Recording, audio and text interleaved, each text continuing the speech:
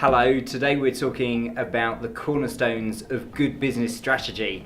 Now, so many business owners know they need a strategy, but they're not sure where to start. Well, this is where to start. It's the cornerstones. The first thing you need to do is define your customer, your core customer group, what they need and want from you, what their fears and concerns are that you can help address for them. We've done a video on customer definition if you need a bit more detail.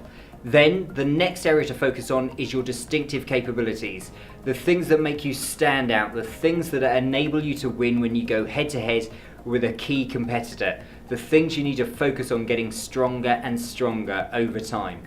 Again, we've done another video on those, check that one out too. Once you've got your customer defined and your distinctive capabilities identified, then you need to build out your value proposition. Hey, guess what? There's a video on that too. Your value proposition is a statement that enables your staff and also your customers to build a relationship with you on an emotional level. Start moving away from just thinking about salary and price and features.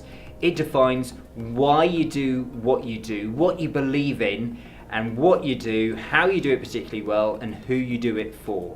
Once you've got those three cornerstones defined, your customer, your distinctive capabilities, and your value proposition, then you can start making strategic decisions, making sure that they're all aligned and don't compromise any of the cornerstones.